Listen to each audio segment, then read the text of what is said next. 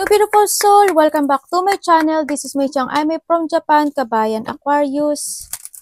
This reading is for you 72 hours ng November 2024. Maraming salamat muna sa mga subscriber, new subscriber, cross-watcher, at sa mga bagong pasok dyan. Welcome na welcome kayo sa bahay ni Ate Aimee.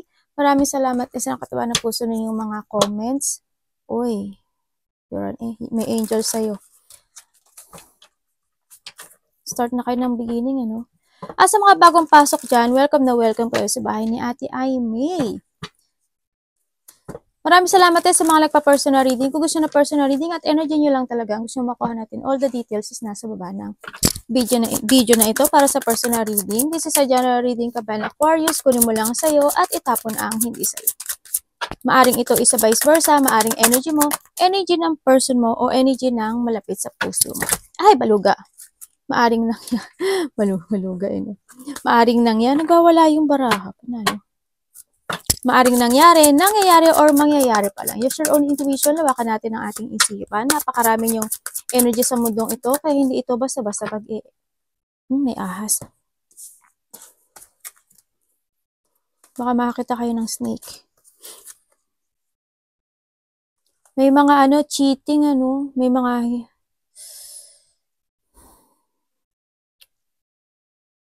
taong sakim. May hindi dapat pagkatiwalaan. May tukso. Okay, we have the heart, coffin, and the book. Sa nakikita ko, meron isang sitwasyon sa buhay mo na sa nakita ko, it will end, no? Meron ka na rin na maaring may mga natutunan ka sa bagay na yun. May mga sitwasyon din na maaring may inaaral ka, inaalam ka, ganyan. At maaring iba nga dito, may mga nire-research kayo or mga inaalam nyo yung isang bagay na mga sikreto, kaalaman, knowledge, ganyan. No? Iba dito, yun nga, mahilig sa coffee. And then, may sadness, no? Nagkaroon ng sadness or magkakaroon ng sadness. Pero, yun sa sadness naman na yun, yung sa depression na yun, nakita ko naman na there's an ending kasi we have the coffin talaga. There's a transformation na magagana sa'yo. And then, we have the heart din. Sa nakita ko dito, handun na yung pag-value when it comes to yourself, valuing sa mga meron ka ngayon, no? Kasi you transform, no? Ingat ka rin, no? Hindi ko alam kung ikaw o malapit sa puso mo is may sakit. Sana, siguro in the past may mga nawala, no? Either inabandonahan ka, you abandoning it, or may nawalang tao. Namatay, ganyan, no? And may mga tao naman daw na there's a love and romance, no? Either this is a new love, mga tao na makakasalumuha mo kasi you're starting a new beginning in your life, na makakaramdam ka na pagpapahalaga na pagmamahal na galing sa kanila, no? Sa nakita ko dito. Kumbagahan din yung makikilala mo, iba sa inyo makikilala nyo yung mga tao na may puso o yung mga tao na dapat pagkatiwalaan in your life. Nag-aaral ba kayo? Parang may nakita kasi ako, parang may mga pinag-aaralan. Tingnan natin. O ano ka lang, talagang thirst of knowledge ka lang. Tingnan natin ang iyong energy. Aquarius energy. Oh. Bakit? Tingnan ko nga. Tapos na to?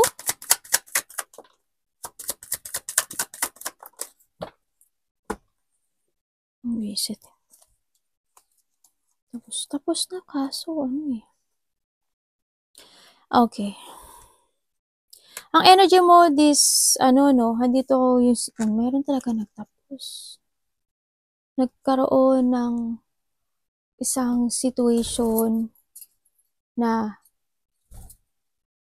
pumili ng isang daan. Kasi nandito kasi sitwasyon mo na you are searching for a direction. Sa nakita ko dito, no?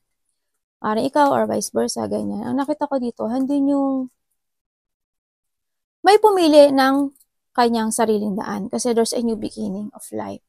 There's a new beginning or there's a new horizon na naganap talaga, no? Nagkaroon ng mga separation, nagkaroon ng conflict, nagkaroon ng naging mahigpit, nagkaroon ng mga pag-aaway related ang money, nagkaroon ng problema sa pera, and then,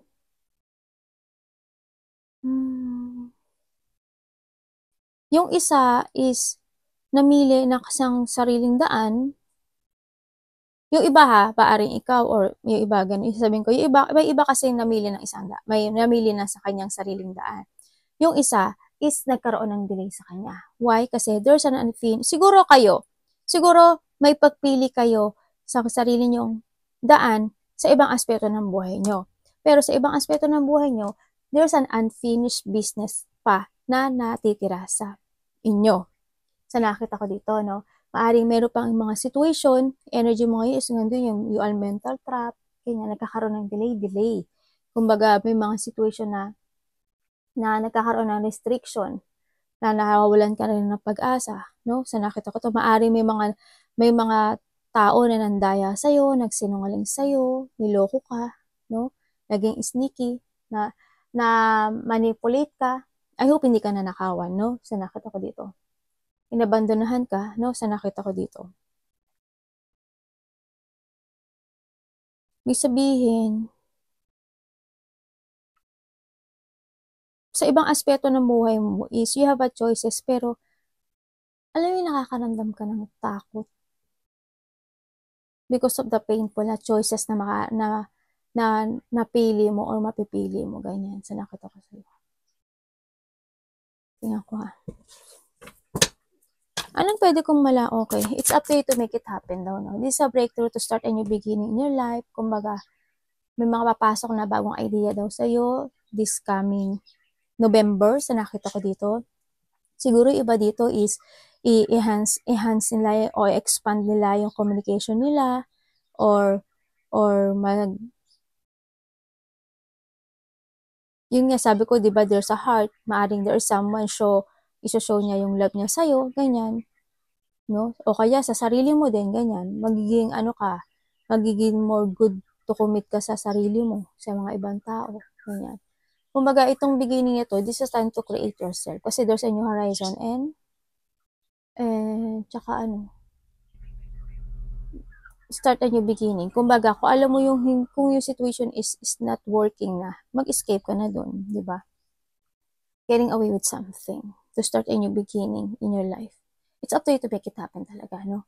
Kumbaga, success to move forward. Kumbaga nga, no? Either this is a job, di ba? Kung sa job mo ngayon is hindi naging good, or sa family mo hindi naging good, di ba? It's time to move, di ba? It's time to create again. Start a new beginning. You need to trust your intuition. Kung ano man, saan parte man ng buhay mo ito, na kailangan mo mag-umpisa, gawin mo. Yun yung energy mo is to make a decisions in life. And, diba, the magician. Sabihin, nag-uumpisa na kayo ng, iba sa inyo is mag-uumpisa na ng bagong pamumuhay. Kahit na sa ibang parte ng buhay mo is may mga unfinished business pa, o may mga hindi pa natatapos, hindi pa nare-resolbahan, no? Anong parating kay Aquarius? You're starting to create again yourself. Ay, okay, very good. Very good.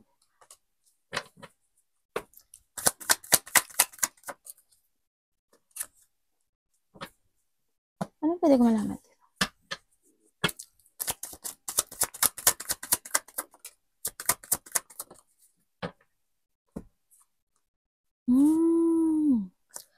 Ang parating sa'yo,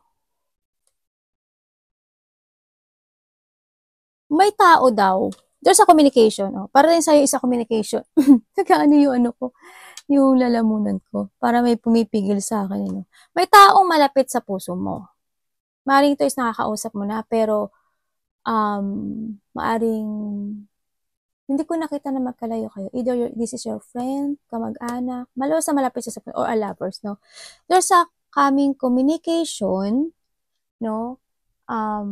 Maari kang meron ka ring malalaman na katotohanan, no? May tao na there's a regret or they want to confess sa'yo.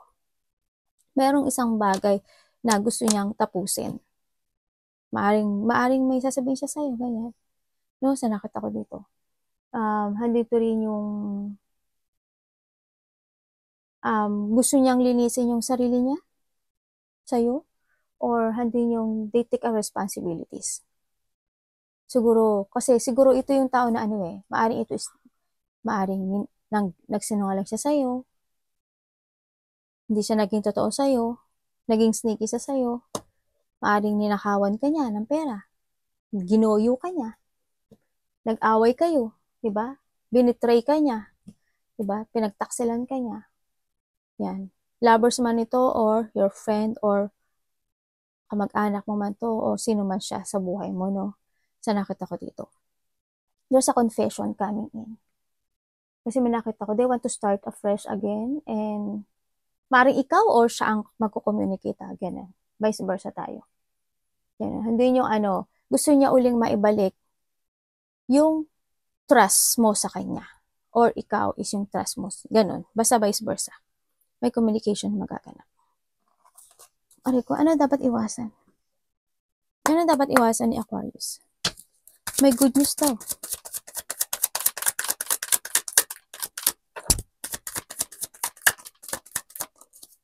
Kumbaga, yung unfinished business dati is, may parte na buhay mo na unfinished business dati na magtatapos.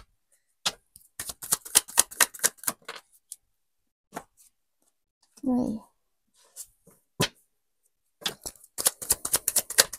Dapat iwasan.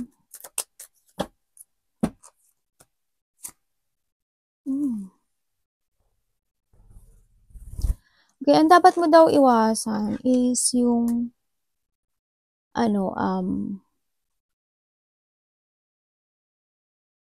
yung mga tao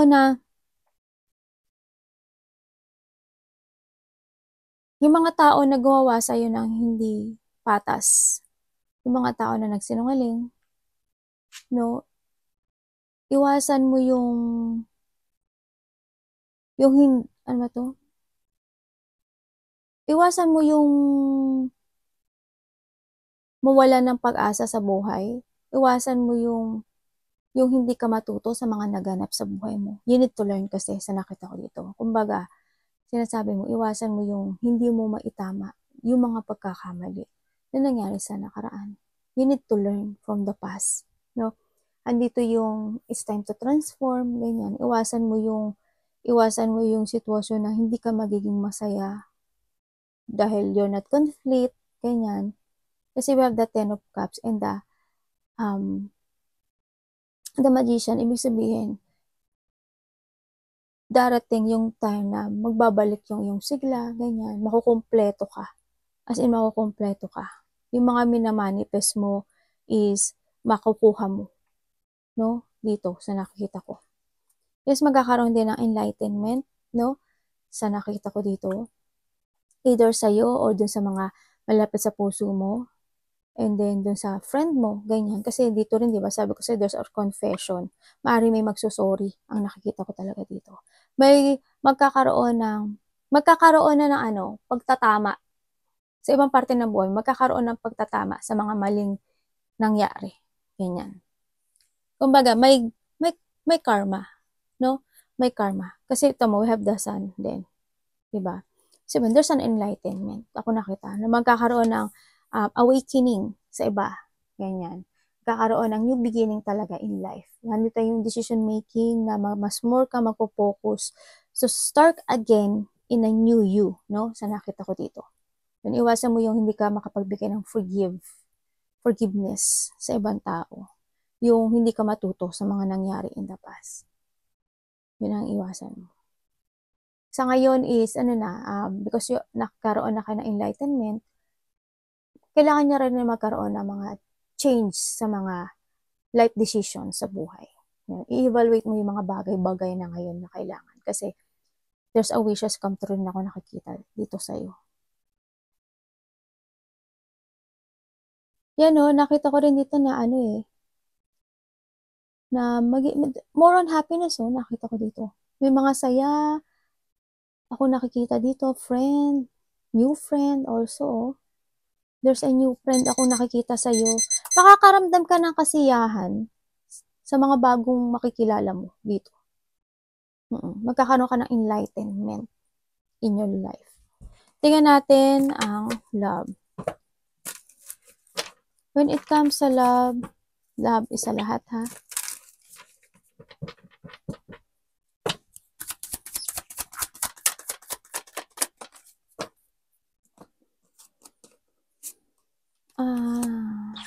Okay. Bakit? Naku, naloko na. Okay, aray ko, ang sakit na pa ako. Okay, when it comes to a love, andun talaga yung regret, andun yung pagsisisi. No? Sobra. Kasi why? Nandun kasi yung may tao dito na yung masyado ka naging patient, pero hindi nagsalita sa'yo ng katotohanan. No? Yung handito rin yung meron din ako nakita dito na na tao. Hindi ko alam kung sino to, either your relationship or there is someone here na kausap mo, ganyan. Sabi ko naman sa inyo, love is the lahat. Kasi may nakita ako, yun, may mga pagsisisi because may mga naging failure in life, nagkaroon ng mga rejection, no, nagkaroon ng mga pagsisisi, disappointment, nagkaroon ng mga despair, yan, nagkaroon ng isolation, neglect, yan, nagkaroon ng mga sadness, di ba? And then, sa nakita ko dito na naging more on patient ka doon sa bagay na yun, Handun kasi may mga taong nagsinungaling sa'yo, may taong nagsinungaling sa'yo, ganyan, kaya nahandun. Pero pinagtiisan mo yun Try mong balansehin yung bagay na yun, sa nakita ko dito. And then, handun din yung part na may mga tao na ginudge ka, actually. Handito rin yung pinagchismisan ka, ginawan ka ng ginawa ng mga hindi totoong chismis, no? Na mga usap na hindi totoo. Na handito yung mga panglilang pandaraya, no? Sa nakita ko dito. Yung mga part na hindi mo nakita sa kanila. Siguro nakita mo, naging patient ka lang talaga kasi ayaw mo ng gulo. No, naging more on patient ka dito. Kaya nakita ko, naging ganun. May tao na naging bitter din sa nakita ko dito. Andito rin yung may nainis, may nayamot, no? May malicious person.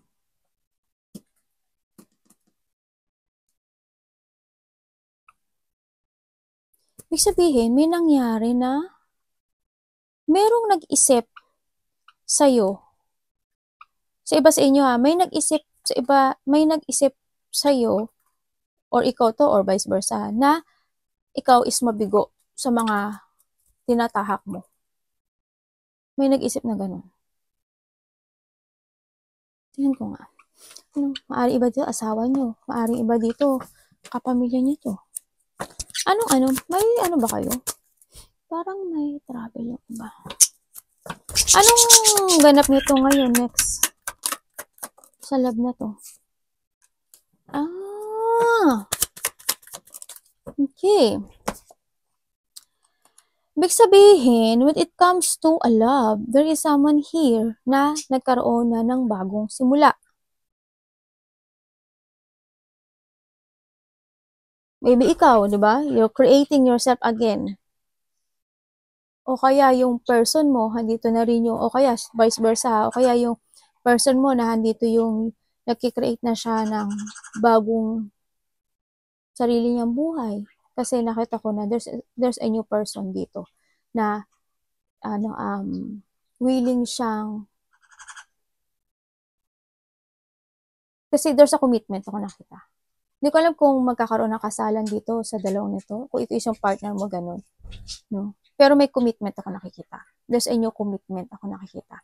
When it comes naman, kung hindi ikaw yun, when it comes naman sa'yo, andito ka na, you need to create again yourself, start a new beginning. Ako nakita dito. Meron din akong bagong tao na nakita dito na they willing to commit and promise you and value you. No? Sa nakita ko dito. May taong parating sa buhay mo. It's time to heal lang talaga. This is a persona na siya yung tao na magbibigay, siya yung tao na makapagpapahil sa'yo. Yun. Diba? Hirap sa no? Tingnan natin ang yung money. Nakita ko na yung money kasi naloko ko Diba? Money, Aquarius is ano. Uy! Okay. Very good. Trust your intuition, ha? Wow! Look, Ten of Cups and the Queen of Six. Okay, when it comes to you, there's a good news. Comes sa money, there's a good news, pagbabalik ng bagong sigla, there's a new beginning of life para sa'yo, no? Sa nakita ko to, there's a growth, no? There's a growth din. There's a growth is nandito na rin yung magiging super attractive ka sa mga tao. Maaring ikaw is may mga tutulungan or sila is tutulungan kanila. Makakaramdam ka ng you are complete. Makakaramdam ka ng satisfaction after itong kabiguan sa love, pero makukumpleto ka, no? Dito, may mga good news, happiness, achievement, abundance ako nakikita sa'yo. Mas more mong maintindihan at malalaman yung kung ano yung gusto mo sa buhay, no? Andito yung growth, andito yung exploration. Marami ka nang magiging you are forward sa mga plano, ganyan. Diba dito, there's a travel, no? Sa nakita ko dito, andito rin yung confident. Bumalik na yung confident mo. Andito na yung competent, yung passionate mo, no? Andito na yung mas more ka na daw mai-inspire ngayon, and then marami kang mga friend na makakilala actually, no? Mga tao na makakasalamuha. And andito ka na rin sa you are starting to shine again, no? Dito. May mga growth ako nakikita sa'yo. Para lang kayo lalakas sa luneta. Tingnan natin ang advice sa'yo ni universe.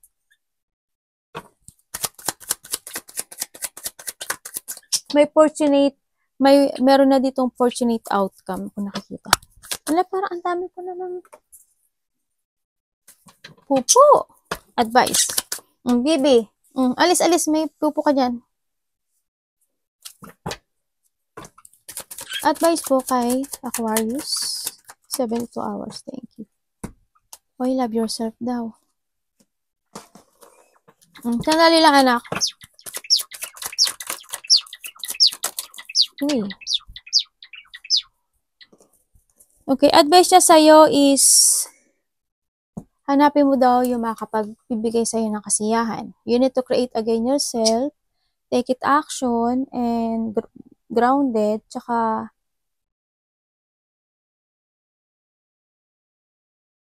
start a solid beginning. Na kailangan mo nang magkaroon ng settle down or settling your goal, no? Sa nakita ko dito. And escape or withdraw or let go something. Yung mga nakapagbigay sa'yo ng lungkot, disappointment, ganyan. Hindi mo kailangan pag-isipan yung mga bagay kung ano. Hindi mo kailangan maging emotional dito. Ang kinakailangan dito is you need to create again yourself. No? Collaborate sa mga ibang tao na makakatulong sa'yo, mga bagong plano, strategy, and sa mga part na you need to sacrifice para makita at mahanap natin kasi yung totoo makapagbibigay sa atin ng happiness in life, no? Sa nakita ko dito. Nakita ko naman na more on enlightenment din naman ako nakikita sa inyo, sa iba sa inyo. No? Makakaramdam ka na ng freedom. Kailangan mong kumawala. Yan. Kailangan mong lumipad muli at hanapin ang iyong kasiyahan in life. Try another new path in your life, sa nakita ko dito. Kasi more collaboration, dealing, sharing goals, ako nakikita sa iyo.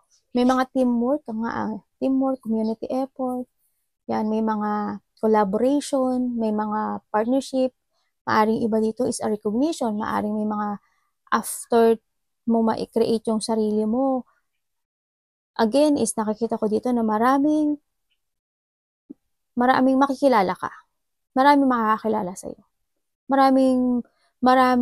May mga tao na makikipag-collab sa'yo sa nakita ko dito. Makipag-dealing sa'yo, either ito sa business, o yung tao or friend, halimbawa friend, mga bagong tao, ganyan, or makakakilala mo na rin, nung nakita ko dito, na makapagbibigay sa'yo ng, mapukumpleto ka, ganun. Na sasabihin mo, ay ito pala yung gusto ko. Ay ito pala yung hinahanap ko. Ay ito pala yung perfect sa akin. Ganyan. Try another path. No? Kasi sa ngayon, nandun ka sa ano eh. More on disappointment kasi. Nagbabago na rin kasi yung ano, no, yung mga pananaw mo sa buhay mo. Yung mga ano, nagkakaroon din ng changing sa mga feeling ng aspect in your life din. Yan, maaari ikaw is mag-walk away, no? Iba dito is a travel. Abandon the past. Abandon yung lungkot na yun. Yung disappointment na yun.